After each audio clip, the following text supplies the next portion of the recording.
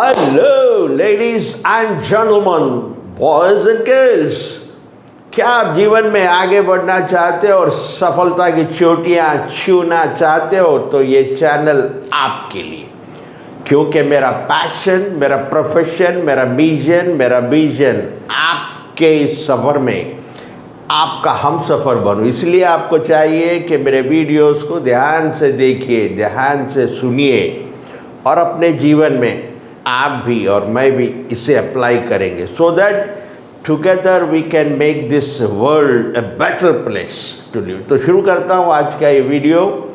जैसा कि आप देख रहे हैं, फाइनेंशियल फिटनेस सीरीज़ का पार्ट 32। इस पार्ट 32 में आप सबका स्वागत है। आज इस पार्ट 32 में एक बहुत ही इम्पॉर्टेंट, बहुत ही पावरफुल टॉपिक डिस्कस करेंगे, जो है डेट्स, यानी बैड डेट्स बोल सकते हैं। कर्जा जो आपको, ऐसे कर्जे जो आपको नुकसान पहुंचाते हैं, आपके हेल्थ ख़राब करते हैं। देखते हैं आज हम न्यूज़ में, अखबारों में, टेलीविज़न्स में, कोई बिल्डिंग से छलांग मारकर सुसाइड कर लिया, कोई रेल के पटरी पर सुसाइड कर लिया, कोई पानी में कूद कर मर गया, कोई पॉइजन पी कर मर गया। इसका कारण कर्ज यानी लोन, इंडेप्टेड डेट्स लेकर, बैड लोन्स, कर्जा जिसे कहते हैं, उधार लोगों से कर्जा मांग लिया, रीपे नहीं कर। तेलुगु में इसे अप्पू कहते हैं, और तेलुगु में कहते हैं Appu is equal to Nippu, यानी आग। एक चिंगारी जो है सारे जंगल को अपने निपेट में लेती, इस तरह ये छोटा सा कर्जा बड़ा होकर आपकी पूरी लाइफ को बर्बाद कर देता है। आज अगर 100 लोग हैं परेशान और उन 100 लोगों से उनका कारण पूछे परेशानी का, उसमें 90% लोग यही कहेंगे कि उनका सबसे बड़ा परेशानी का कारण है कर्जा, डेट्स। लोगों से लोन लिया, लोगों से पैसे लिए और आज पैसे नहीं पे कर सक रहे। ये लोन्स जो होते हैं, इसके अंदर कुछ गुड लोन्स, अच्छे कर्ज भी होते हैं और कुछ बैड लोन्स भी होते हैं। गुड लोन्स का एग्जाम्पल है, कोई बाहर अब्रॉड जा रहा है स्टडी पर्पस के लिए, स्टूडेंट लोन लेता है गुड पर्पस के लिए, या फिर कोई बिजनेस के लिए, बड़े बड़े बिजनेसमैन बैंक से कर्जा लेते हैं, बैंक से लोन लेते हैं, वो भी गुड लोन्स में आता है। और रियल इस्टेट, कोई आप अपार्टमेंट लेते हो अपने रहने के लिए, या कोई बिल्डिंग लिया, लैंड ले दिया अपना वेल्थ मैक्सिमाइजेशन के लिए, उस वो माइंड में रखते अगर आप लोन लेते हो रियल इस्टेट के लिए, वो भी गुड लोन्स में आता है। बैड लोन्स जो है, सबसे पहले credit card bad loan, credit card पे स्पेंड करना, अननेसेसरी अनवांटेड चीज़ों पे, ये बैड लोन्स में आता है। कार लोन हुआ, मैरिज लोन हुआ, ऐसे चीज़ें जो है, पर्सनल लोन हुआ, बैड लोन्स में आते हैं। और ये बैंक्स जो है चलते ही लोन्स के ऊपर है। ये बैंक्स का बिजनेस ही है लोगों को लोन देना। वो लोगों से मनी डिपॉजिट एक्सेप्ट करते, फर्दर उसको इन्वेस्ट करते हैं, यानी फर्दर लोगों को खर्च देते हैं, लोन देते हैं। उनका बिजनेस ही वो होता है। जिस तरह हमारे स्टेट्स की आमदनी है, पीने वालों से आमदनी आती है, यानी लिकर से आती है, उसी तरह बैंक्स लोन देकर वो उनका बैंक का प्रॉफिट आता है, बैंक को इनकम आता है। इसलिए बैंक हमेशा लोन यानी क्रेडिट कार्ड्स देने के लिए या आपके क्रेडिट कार्ड्स की लिमिट बढ़ाने में इंटरेस्ट रखते हैं। अगर आप कोई होम लोन भी लो, स्टार्टिंग के जो EMIs हो मैक्सिमम आपके इंटरेस्ट में जाते हैं, सब छोटा सा अमाउंट आपके प्रिंसिपल अमाउंट में अप्लाई होता है। अगर आप बिना सोचे समझे खर्च लेते हो तो ये आपके हेल्थ पर भी बहुत बुरा असर डालता है। क्रेडिटर्स को चाहिए, आपको चाहिए कि अगर आप उधार ले चुके हैं तो नए उधार लेना बंद करिए, नए खर्च लेना बिल्कुल बंद करिए। और दूसरा आपको चाहिए कि आप जो खर्च लिए उसे as soon as possible clear करें। सबसे पहले तो कर्जा लेने के बाद आपको चाहिए कि आपको उस सिचुएशन को, उस क्रेडिटर को फेस करना होगा। हमारे एक उस्ताद थे, वो हमेशा कहते थे जो कर्जदार है वो कर्जदार हमेशा जो है साहूकार से सामने से जाना चाहिए, यानी हमेशा उसे साहूकार को यानी क्रेडिटर को डेटार दिखना चाहिए, तो उससे एक भरोसा होता है, उससे छुपना नहीं चाहिए। जितना आप उससे छुपोगे उसे डाउट होगा कि आप पेमेंट करोगे या नहीं करोगे। वो कहते थे इसलिए कभी भी क्रेडिटर के सामने से जाना और पुलिस स्टेशन के पीछे से जाना।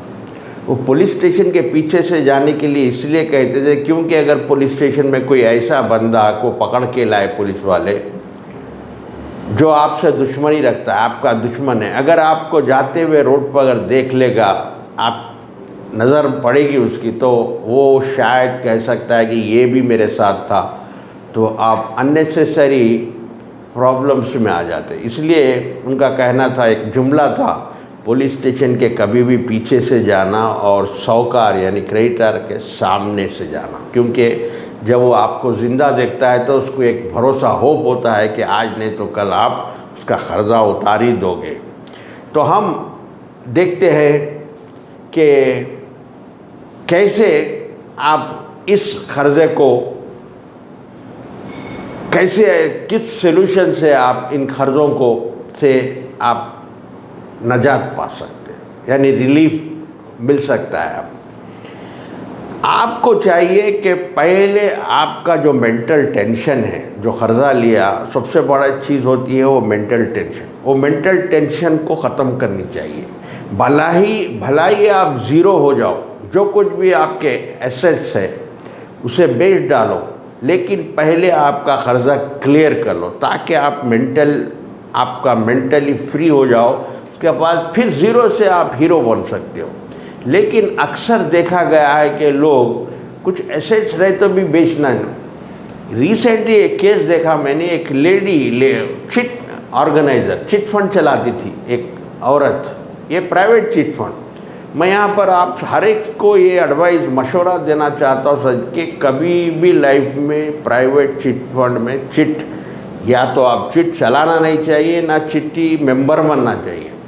इसमें होता क्या है, या कभी मेंबर ऊपर चले जा सकता है या कभी ऑर्गेनाइज़र भी ऊपर चले जा सकता है, या कभी ऑर्गेनाइज़र प्रॉब्लम्स में आ जा सकता है या मेंबर भी आ जा सकता है। अगर ऑर्गेनाइज़र प्रॉब्लम में आया, अगर आपको नहीं देता है आपका चिट अमाउंट, तो मेंबर्स तो उसे बदनाम कर देते। लेकिन अगर मेंबर कोई डिफ़ॉल्ट कर देता है या कोई मेंबर बन जाता है तो वो ऑर्गेनाइज़र उतना पब्लिसिटी नहीं करता, क्योंकि अगर उसे पता चल जाए कि मेंबर के पास से पैसे नहीं आ रहे तो ये इसके पास अभी चिट फंड देने के लिए पैसे नहीं है, तो दूसरे भी डिफ़ॉल्ट करना शुरू कर देते हैं। तो ये है, तो प्राइवेट चिट फंड की एक लेडी, एक दो लोग मेंबर्स उसके अंदर चिट का पैसा लेकर रीपे नहीं कर रहे थे, कुछ एक दो मर भी गए थे उसके अंदर। तो वो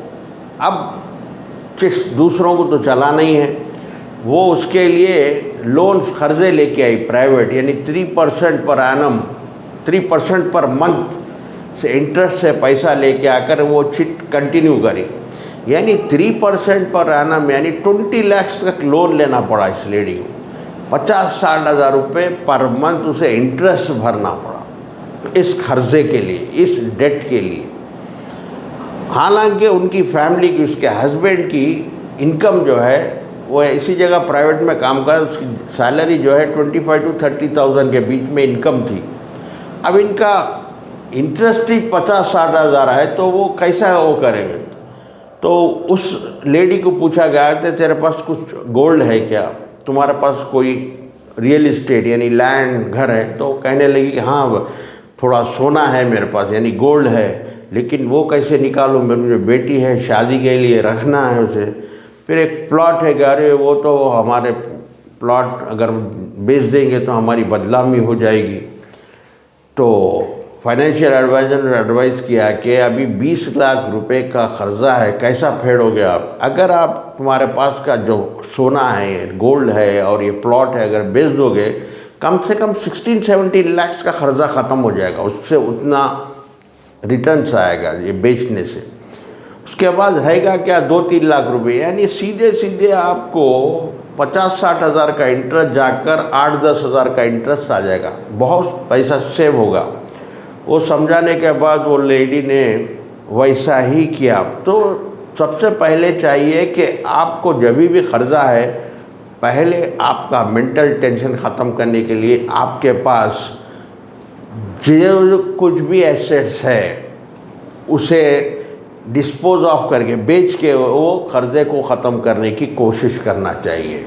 क्योंकि एक बार अगर मेंटल टेंशन ख़त्म हो जाए, आप नॉर्मल हो जाए, तो आप ज़ीरो भी हो जाए तो फिर ज़ीरो से हीरो, क्योंकि एक नई जर्नी शुरुआत कर सकते हैं। अमिताभ बच्चन 1999 में करोड़ों के कर्जदार हो गए थे, लेकिन देखा हमने उसके बाद उन्हें कई प्रोड्यूसर के पास जाया, पिक्चरों के लिए रिक्वेस्ट की, एक अच्छी पिक्चर मिली मोहब्बतें, उसके बाद एक प्रोग्राम मिला KBC कौन बनेगा करोड़, उसके बाद वो तो शहंशाह बन गया, आज एडवर्टाइजमेंट की दुनिया के बादशाह है।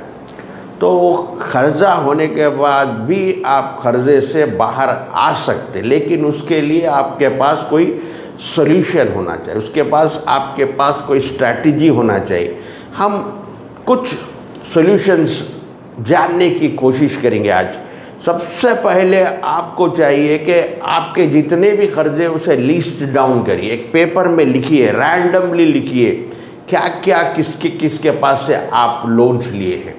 यानी फॉर एग्जांपल होम लोन हो सकता, एजुकेशन लोन हो सकता, क्रेडिट कार्ड का लोन हो सकता, कार का लोन हो सकता, पर्सनल, ये पूरों को लिस्ट करिए कि किसको कितने कितने देना है।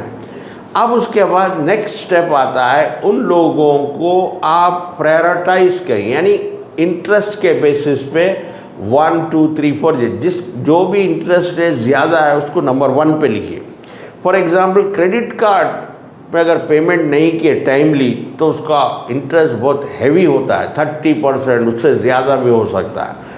नंबर 1 पे क्रेडिट कार्ड के लोन्स लिखिए, उसके बाद पर्सनल लोन्स, उसके बाद एजुकेशन लोन, उसके बाद कार लोन, उसके बाद होम लोन जो कम होता है 8-9%। यहाँ पर करना क्या है, आपको पहले उन कर्ज़ों को उतारना है, उन कर्ज़ों को, डेट्स को क्लियर करना है जिसके रेट ऑफ इंटरेस्ट हाई है, जैसा कि क्रेडिट कार्ड का हो, जैसा कि पर्सनल लोन का। इन लोन्स को पहले क्लियर करने की कोशिश करना चाहिए। 3rd नंबर पे आता है, हमेशा डायरी मेंटेन करने की कोशिश करिए। डायरी में आपके डे टू डे एक्सपेंसेस, यानी रेगुलरली आप किन हेड्स में पैसे खर्चा कर रहे हो, किस में कितने पैसे खर्चा कर रहे हो। इनकम के बाद मैंने कहा था कि 50% आपके नीड्स के लिए निकाल लेना चाहिए जो भी इनकम आती है, उसके बाद 30% वार्ड और 20% सेविंग्स। 50% जो नीड है उसमें तो कुछ कमी नहीं कर सकते, लेकिन जो 30% वांट्स एंड 20% सेविंग के लिए, इसके अंदर मैक्सिमम सेव करके इसमें से आपको डेट्स यानी कर्जे में चुकाना चाहिए, कर्जा रीपे करना चाहिए। यहाँ से नेक्स्ट पॉइंट आता है, स्टॉप ओवर स्पेंडिंग। ओवर जो कुछ किसी को आदत रहती है कि हमेशा शॉपिंग करे, अननेसेसरी एक्सपेंडिचर करे, इमीडिएटली आपको ओवर स्पेंडिंग को स्टॉप करना होगा। जितने भी आपके एंटरटेनमेंट्स पे खर्चे होते हैं उसको स्टॉप करना है। और देखिए आपके पास घर में अनवांटेड आइटम्स कौन से जो आप यूज़ नहीं करते, ऐसे कितने भी आइटम है OLX पर डालकर उसे डिस्पोज कर दीजिए, सेल कर दीजिए।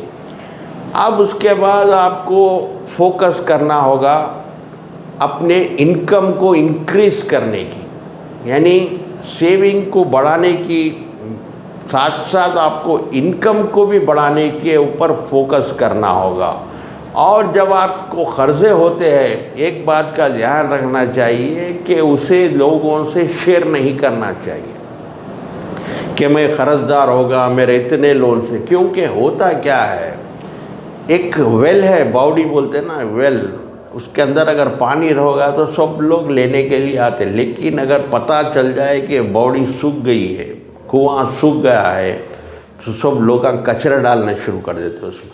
तो इसीलिए ऐसा ही होता है कि आपके रिलेटिव्स हो, फ्रेंड्स हो, इनसे आप इन चीज़ों को ना ही बताए तो बेहतर है। अगर आपको बताना ही है, कुछ सोल्यूशन चाहते हैं, तो आप कोई अच्छे फाइनेंशियल एडवाइज़र, फाइनेंशियल प्लानर से मिलिए, उससे आप शेयर करिए कि मेरे कहाँ पर कितने कितने डेट्स है, कितने कितने कर्जे हैं, वो आपको कोई अच्छे सॉल्यूशंस देगा।